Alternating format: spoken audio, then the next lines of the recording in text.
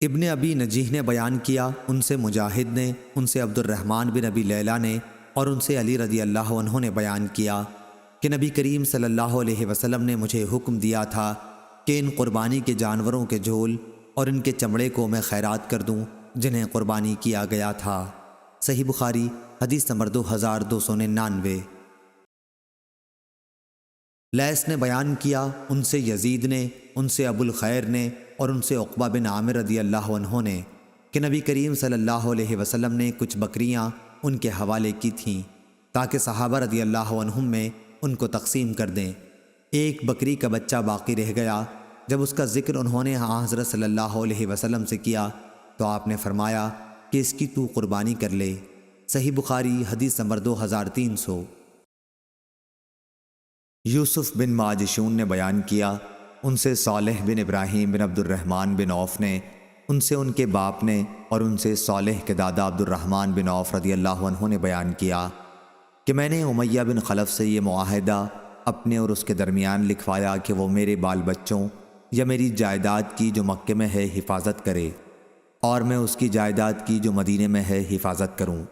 جب میں نے اپنا نام لکھتے وقت رحمان کا ذکر کیا تو اس نے کہا کہ میں رحمان کو کیا جانوں، تم اپنا وہی نام لکھواؤ جو زمانہ جاہلیت میں تھا۔ چنانچہ میں نے عبد عمرو لکھوایا۔ بدر کی لڑائی کے موقع پر میں ایک پہاڑ کی طرف گیا تاکہ لوگوں سے آنکھ بچا کر اس کی حفاظت کر سکوں، لیکن بلال رضی اللہ عنہ نے دیکھ لیا اور فوراً انصار کی ایک مجلس میں آئے۔ انہوں نے مجلس والوں سے کہا کہ یہ دیکھو، امیہ بن خلف کافر دشمن اسلام ادھر موجود ہے، اگر امیہ کافر بچ نکلا تو میری ناکامی ہوگی۔ چنانچہ ان کے ساتھ انصار کی ایک جماعت ہمارے پیچھے ہو لی۔ جب مجھے خوف ہوا کہ اب یہ لوگ ہمیں آ لیں گے تو میں نے اس کے ایک لڑکے کو آگے کر دیا تاکہ اس کے ساتھ آنے والی جماعت مشغول رہے، لیکن لوگوں نے اسے قتل کر دیا اور پھر بھی وہ ہماری ہی طرف بڑھنے لگے۔ امیہ بہت بھاری جسم کا تھا۔ آخر جب جماعت انصار نے ہمیں آ لیا تو میں نے اسے کہا کہ زمین پر لیٹ جا۔ جب وہ زمین پر لیٹ گیا تو میں نے اپنا جسم اس کے اوپر ڈال دیا تاکہ لوگوں کو روک سکوں، لیکن لوگوں نے میرے جسم کے نیچے سے اس کے جسم پر تلوار کی ضربات لگائیں اور اسے قتل کر کے ہی چھوڑا۔ ایک صحابی نے اپنی تلوار سے میرے پاؤں کو بھی زخمی کر دیا تھا۔ عبد الرحمن بن عوف رضی اللہ عنہ اس کا نشان اپنے قدم کے اوپر ہمیں دکھایا کرتے تھے۔ صحیح بخاری حدیث نمبر 2301۔ عبید اللہ نے خبر دی، انہیں نافع نے، انہوں نے ابن کعب بن مالک رضی اللہ عنہ سے سنا، وہ اپنے والد سے بیان کرتے تھے کہ ان کے پاس بکریوں کا ایک ریوڑ تھا جو صلا پہاڑی پر چرنے جاتا تھا۔ انہوں نے بیان کیا کہ ہماری ایک باندی نے ہماری ہی ریوڑ کی ایک بکری کو جبکہ وہ چر رہی تھی دیکھا کہ مرنے کے قریب ہے۔ اس نے ایک پتھر توڑ کر اس سے اس بکری کو ذبح کر دیا۔ انہوں نے اپنے گھر والوں سے کہا کہ جب تک میں نبی کریم صلی اللہ علیہ وسلم سے اس کے بارے میں پوچھ نہ لوں اس کا گوشت نہ کھانا، یا یوں کہا کہ جب تک میں کسی کو نبی کریم صلی اللہ علیہ وسلم کی خدمت میں اس کے بارے میں پوچھنے کے لیے نہ بھیجوں۔ چنانچہ انہوں نے نبی کریم صلی اللہ علیہ وسلم سے اس کے بارے میں پوچھا یا کسی کو پوچھنے کے لیے حکم فرمایا۔ عبید اللہ نے کہا کہ مجھے یہ بات عجیب معلوم ہوئی کہ باندی عورت ہونے کے باوجود اس نے ذبح کر دیا۔ اس روایت کی مطابقت عبدہ نے عبید اللہ کے واسطے سے کی ہے۔ صحیح بخاری حدیث نمبر 2304۔ سلمہ بن کہیل نے بیان کیا، ان سے ابو سلمہ نے اور ان سے ابو ہریرہ رضی اللہ عنہ نے کہ نبی کریم صلی اللہ علیہ وسلم پر ایک شخص کا ایک خاص عمر کا اونٹ قرض تھا۔ وہ شخص تقاضا کرنے آیا تو آپ صلی اللہ علیہ وسلم نے اپنے صحابہ رضی اللہ عنہم سے فرمایا کہ ادا کر دو۔ صحابہ رضی اللہ عنہم نے اس عمر کا اونٹ تلاش کیا لیکن نہیں ملا، البتہ اس سے زیادہ عمر کا مل سکا۔ آپ نے فرمایا کہ یہی انہیں دے دو۔ اس پر اس شخص نے کہا کہ آپ صلی اللہ علیہ وسلم نے مجھے پورا حق دے دیا، اللہ تعالیٰ آپ صلی اللہ علیہ وسلم کو بھی پورا بدلہ دے۔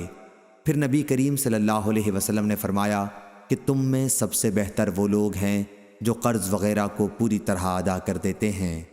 صحیح بخاری حدیث نمبر 2305۔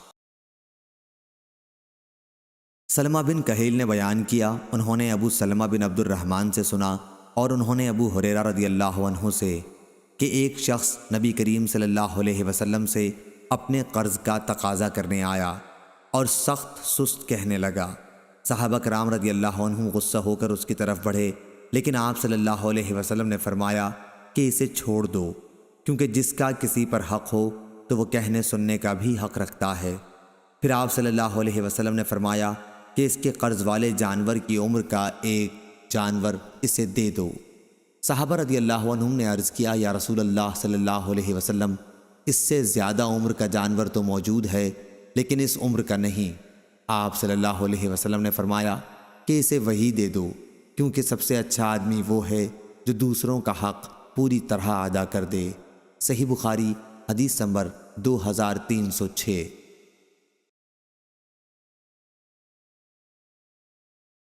ابن جریج نے بیان کیا، ان سے عطا بن ابی رباح اور کئی لوگوں نے ایک دوسرے کی روایت میں زیادتی کے ساتھ سب راویوں نے اس حدیث کو جابر رضی اللہ عنہ تک پہنچایا، بلکہ ایک راوی نے ان میں مرسلاً روایت کیا۔ وہ حضرت جابر بن عبداللہ رضی اللہ عنہ سے روایت کرتے ہیں کہ انہوں نے بیان کیا، میں رسول کریم صلی اللہ علیہ وسلم کے ساتھ ایک سفر میں تھا اور میں ایک سست اونٹ پر سوار تھا اور وہ سب سے آخر میں رہتا تھا۔ اتفاق سے نبی کریم صلی اللہ علیہ وسلم کا گزر میری طرف سے ہوا تو آپ صلی اللہ علیہ وسلم نے فرمایا، یہ کون صاحب ہیں؟ میں نے عرض کیا، جابر بن عبداللہ۔ آپ صلی اللہ علیہ وسلم نے فرمایا، کیا بات ہوئی کہ اتنے پیچھے رہ گئے ہو؟ میں بولا کہ ایک نہایت سست رفتار اونٹ پر سوار ہوں۔ آپ صلی اللہ علیہ وسلم نے فرمایا، تمہارے پاس کوئی چھڑی بھی ہے؟ میں نے کہا کہ جی ہاں ہے۔ آپ صلی اللہ علیہ وسلم نے فرمایا کہ مجھے دے دو۔ میں نے آپ کی خدمت میں وہ پیش کر دی۔ آپ نے اس چھڑی سے اونٹ کو مارا اور ڈانٹا تو اس کے بعد وہ سب سے آگے رہنے لگے۔